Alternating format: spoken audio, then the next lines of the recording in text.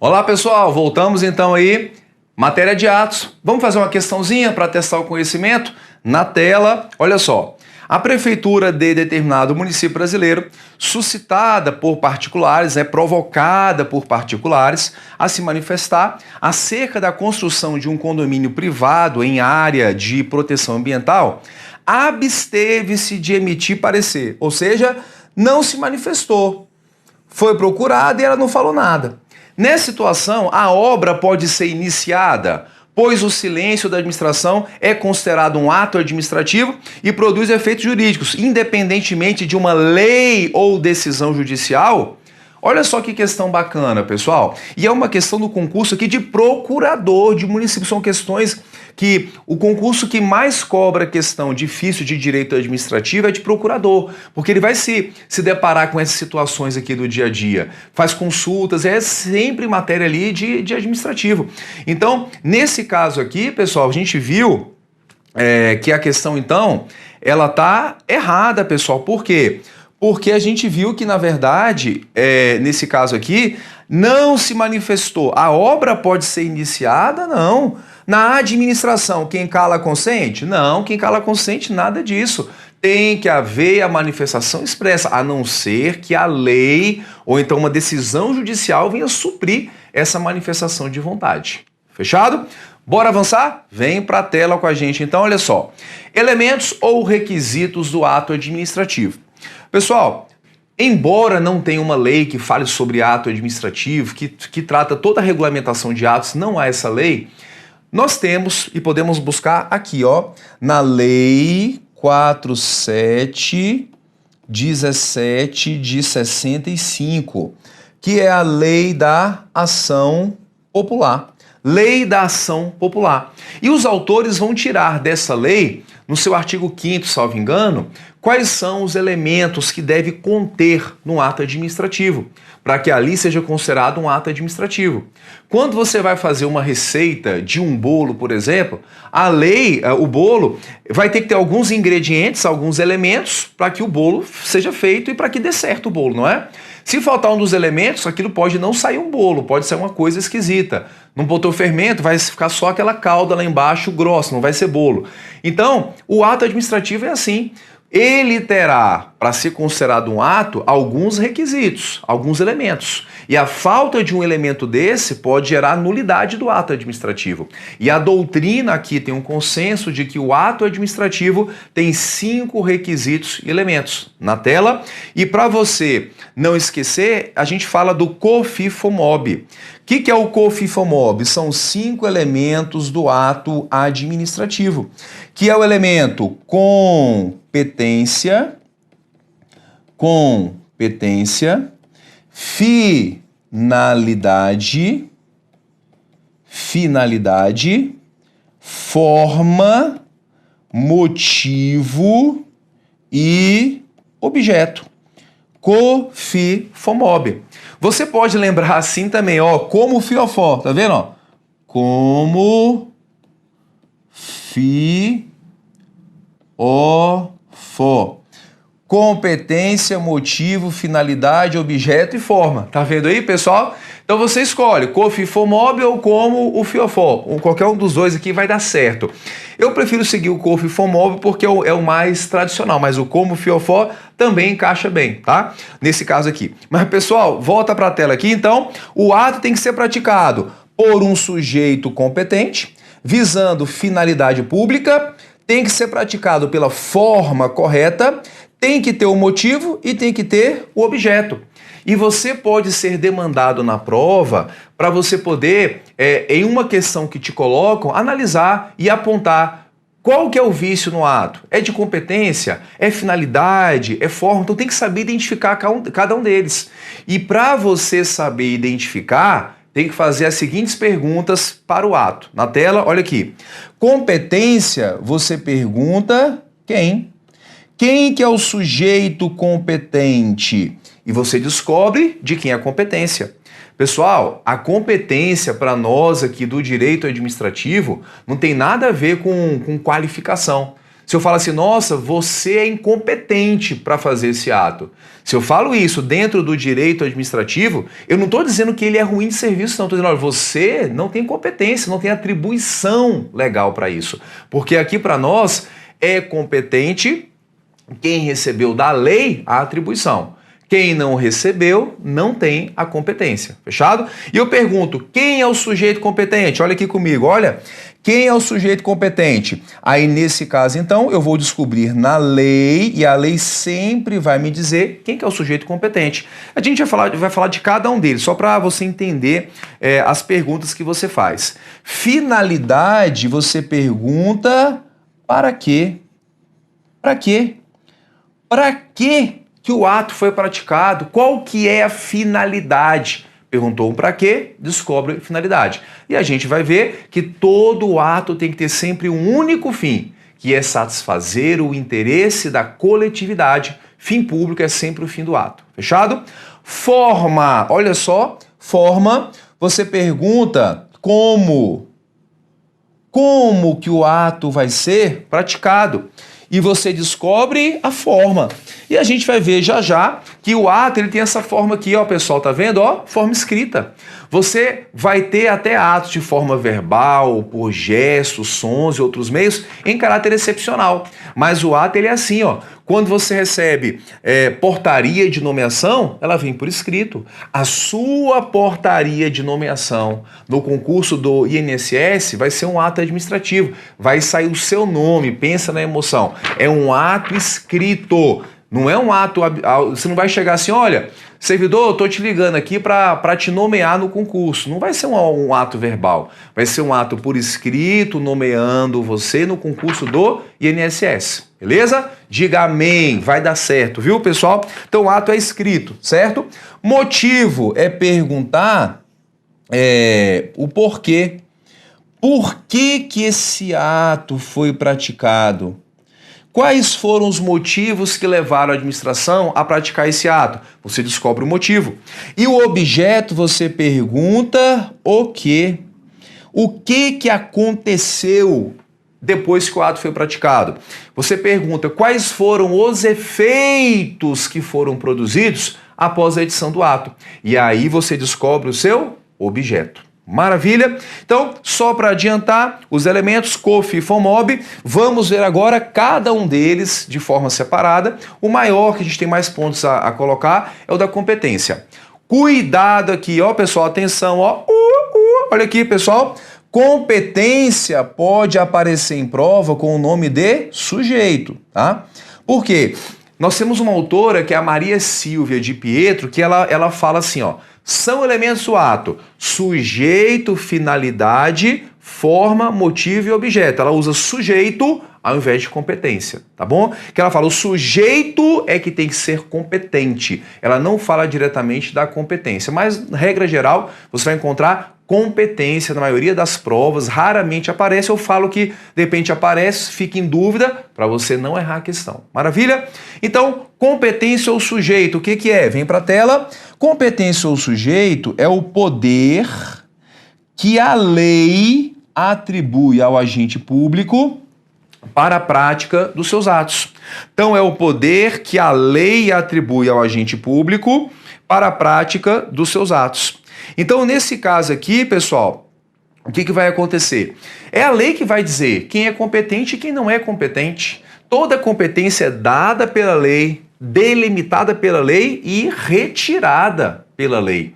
Então, se eu pergunto a você, de quem que é a competência para fazer a demissão de um servidor do Ministério da Economia? De quem que é a competência? Será de quem? Do presidente da República. Porque a Lei 8.112 fala expressamente.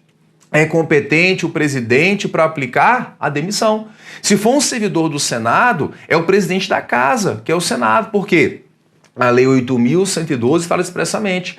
É o presidente da casa que vai aplicar a demissão. Então, se for da Câmara, é da Câmara, do Senado, quem aplica é o Senado. Eu não tenho uma presunção, eu presumo que é ele porque ele é a maior autoridade. Não.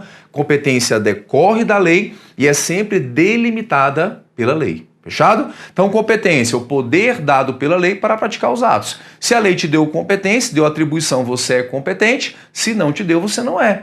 Imagina que um servidor da Receita Federal pratique uma infração que é sujeita à demissão. O secretário da Receita, ele tem competência punitiva, mas é no máximo, advertência ou suspensão por até 30 dias. Passou disso, já não é dele mais. Mas imagina que ele fala, não, esse servidor eu faço questão de aplicar a demissão. E o secretário da Receita, que é o chefe da repartição, faz uma portaria demitindo aquele servidor. Esse ato vai ser legal? Não, ele vai ser ilegal. Por quê? Porque, embora fosse visando o fim público, foi pela forma correta, foi escrito, foi uma portaria, teve motivo para isso, teve objeto, ele não era o sujeito competente. Por visto na competência, esse ato vai ser ilegal. Fechado? Então, competência ou sujeito é o poder que a lei dá para o agente para poder praticar os seus atos. A competência, ela possui características, ela é irrenunciável, imprescritível, improrrogável, ela é inderrogável. Irrenunciável significa o quê?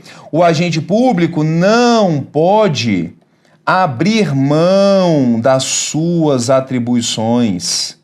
Ele não pode abrir mão, não pode renunciar competências. Se a lei deu aquele poder para o presidente da República de aplicar a demissão, ele não pode dizer, não, ó, esse caso aqui, eu vi que seria para demitir, mas eu não vou demitir, eu não quero fazer isso. Se ele abrir mão de um poder que a lei deu para ele, é ele que pode responder depois. Se eu estou naquela função, naquela situação, eu tenho que praticar os atos que a lei determinou, sob pena de responder pela minha omissão. Fechado? Cuidado aqui, olha pessoal, aqui tem um ponto importante, ó, foco aqui, você que já perdeu o foco, hein? Foco aqui você. Tem gente que tá, às vezes, prestando atenção no mosquitinho voar, na formiguinha andando no chão e perdeu o foco da aula. Então volta aqui, ó, foco, foco, foco, pessoal. Olha só, cuidado. A gente falou, a competência é irrenunciável, não é? Mas cuidado.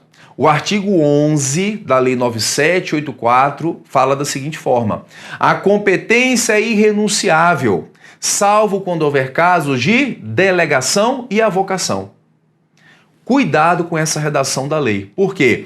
Fica parecendo que quando você está delegando, que é dividindo a atribuição com outra pessoa, ou você está fazendo a avocação, que é chamar a atribuição para você, fica parecendo que você está renunciando à competência, e você não está. Na delegação, você só está dividindo a sua atribuição com outra pessoa, mas você não está renunciando. Entende isso? Na avocação, um superior vai lá e chama a atribuição do subordinado. O subordinado não está renunciando, ele está, na verdade, a lei está autorizando o superior chamar, naquele caso, a atribuição que seria dele. Então, se colocar a competência irrenunciável, uma vez que o agente não pode abrir mão dos seus poderes, tá certo? No entanto, se vier o artigo da lei 9784/99 no seu artigo 11 e falar o seguinte, igual eu falei para vocês, a competência é irrenunciável, salvo quando houver casos de delegação e avocação, também marque correto. Por quê? Porque é texto de lei. Embora o texto da lei não esteja tecnicamente perfeito e correto, se é texto de lei, a gente marca de acordo com a lei. Fechado? Sem discutir. A lei colocou, a gente vai apenas seguir. É igual a mãe fala para o filho. Filho, tem que fazer isso. Por quê? Porque tem que fazer. É assim, não tem o que questionar. Tudo bem? Então, a competência é irrenunciável. A competência é imprescritível. O que significa? Porque o sujeito não perde a competência em razão do tempo. Prescrever tem a ver com o tempo, mas isso não acontece com a competência. Por quê? É a lei que dá a atribuição, é a lei que retira a atribuição. Não é o fato de eu não exercer aquela atribuição durante um certo prazo que eu vou perder as minhas atribuições, não.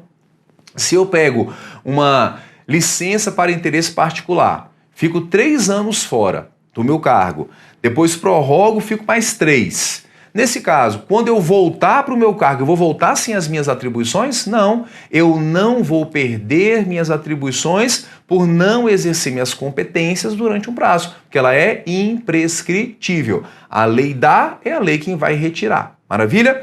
Ela é improrrogável. Por quê?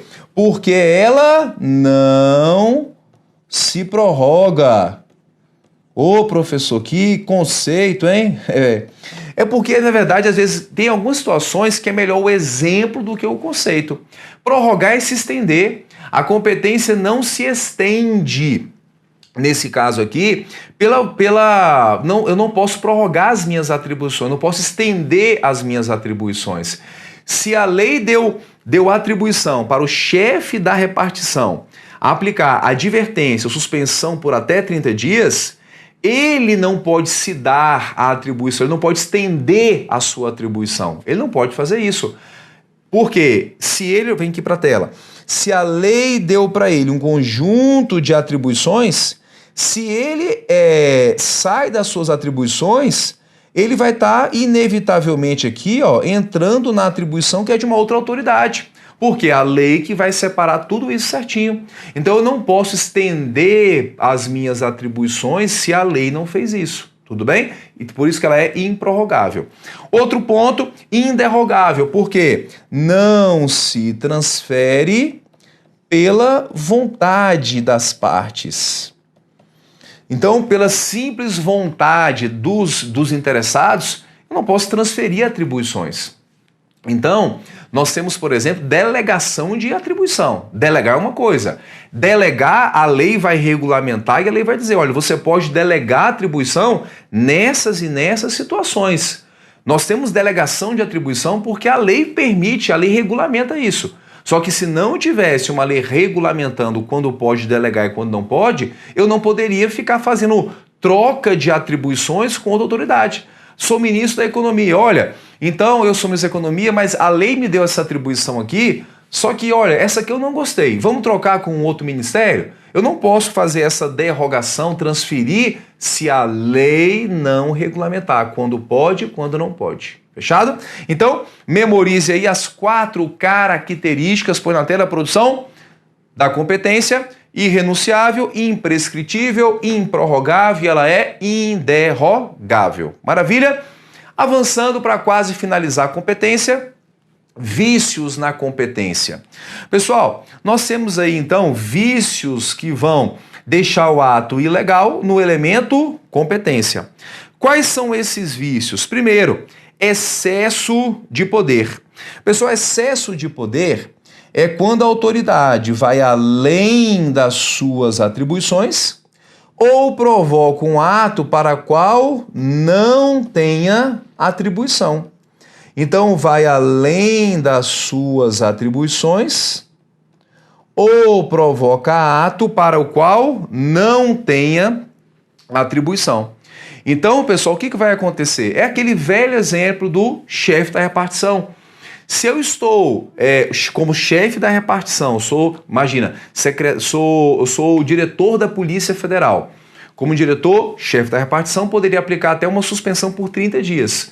Só que eu fui naquele caso e demiti o policial federal.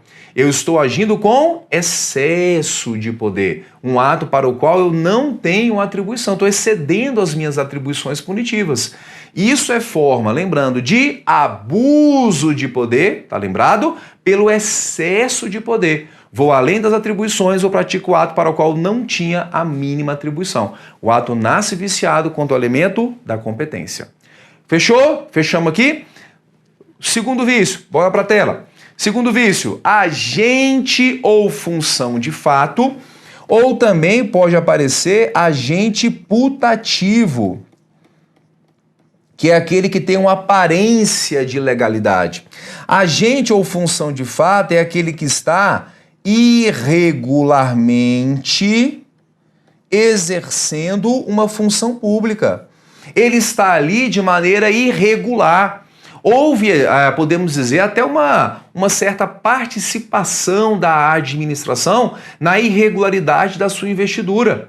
Pode ser um caso de alguém que comprou a prova do concurso, conseguiu passar na prova que ele comprou a prova, e aí ele ficou praticando atos administrativos, ele ficou dentro de uma repartição pública dando certidão de nada consta. Deu uma certidão dizendo, ó, não consta pendência no seu nome, e está assinada por ele. Então, nesse caso aqui, os atos que ele pratica nasceriam com vício de competência, porque ele não deveria estar ali. Você entende isso? Só que na tela, vem comigo, olha só. Nós temos para esse caso aqui a teoria da aparência. Teoria da aparência, que ela é aplicada nesse caso aqui para o direito administrativo. Por quê? Mantém a validade para terceiros que estão de boa fé.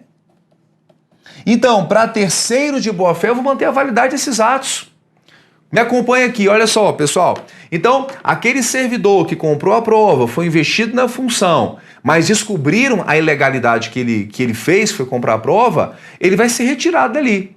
Só que pela teoria da aparência, para terceiros de boa-fé que não tiveram nada a ver com essa investidura irregular, a certidão ela vai se manter. Onde pegar a certidão e apresentar, mesmo que assinada por aquela pessoa que não está mais ali, ela mantém a validade, em razão da teoria da aparência. E isso é aplicado porque presume-se uma aparência de legalidade. Quando você vai ser atendido no hospital público, você presume que o médico que está ali, ele está numa situação regular, não presume? Ou você faz assim, olha, você vai me atender, não vai? Eu quero ver aí eu quero ver o seu diploma. Primeiro, diploma. Quero ver se você é médico concursado mesmo. Me mostra a portaria da sua nomeação. Outra coisa, me mostra aí também, você vai ter que me provar se você realmente não está, às vezes, de licença e está aqui trabalhando, se você não está afastado das suas funções. Ninguém pergunta isso, né? A gente vai lá, a gente vê o médico, quando tem o médico, eu tive que ter um atendimento no hospital público. Gente, realmente a situação é caótica. Fui levar meu filho para uma consulta no Tá Ouvido Doendo. Cheguei 8 da manhã e tinha uma fila enorme. E para pacientes que estavam ali, tinha que fazer raio-x, não era o meu caso, já era 2 da tarde e o cara que faz o raio-x não tinha chegado. E assim, não tinha previsão de chegar também. Então, realmente é complicado. Então, quando a gente precisa, a gente vê que há necessidade. Mas a gente não fica perguntando, encontrei o médico apareceu, é minha vez de ser atendido. Vou perguntar tudo isso. Não, a gente chega, doutor, aconteceu isso, isso e isso, qual que é a solução? Então, há uma aparência de legalidade. Por isso que para terceiros de boa-fé, a gente mantém a validade. Fechado? E temos de maneira diferente, olha aqui na tela, a chamada usurpação de função. O que é usurpação de função? É quando alguém se apropria de uma função pública para praticar atos que são próprios de uma função. Então, pessoal, o que acontece? Olha só, quando alguém se apropria de uma função e pratica atos que são próprios daquela função, ele é usurpador de função. E esse usurpador de função, a gente vai ver que isso é crime lá no Código Penal. Então, vamos imaginar uma situação de alguém que é, por exemplo, 2 irmãos gêmeos idênticos. Imagina uma situação dessa, você deve conhecer algum caso assim, 2 irmãos gêmeos idênticos. Os 2 fazem o concurso do Detran. Um estudou mais, passou, e o outro não passou. No dia que aquele irmão que estudou mais passou, está na sua casa tomando um banho, deixou a calça preta e blusa amarela na cama e deixou ali do lado o talão de multas, o outro irmão foi lá, botou a roupa, pegou o talão de multas, disse, hoje eu vou realizar meu sonho. Vou sair aplicando multas para quem estiver em situação de ilegalidade. E foi aplicando várias multas de trânsito. Esse irmão, ele é usurpador de função. Porque na usurpação de função, não é uma mera irregularidade. A pessoa foi lá, se apropriou da função sem ser, de nenhuma forma, investido naquela função. E o que vai acontecer? Na usurpação de função também vai nascer esse vício de competência. Só que na usurpação de função, a diferença é que aqui não tem teoria da aparência não, tá? Na usurpação de função, todos os atos praticados pelo usurpador são considerados inexistentes para o direito administrativo. É um ato que, para o direito administrativo, ele é considerado como ato inexistente. Maravilha? Então, pessoal, a gente vai fechar esse bloco aqui, fechamos o elemento competência e vamos voltar com os demais blocos. O elemento competência é o que demanda maiores explicações, porque ele tem características, tem os vícios. Os outros a gente avança com mais velocidade. Fechado? A gente fecha esse bloco e a gente tá de volta já no bloco seguinte. Até lá!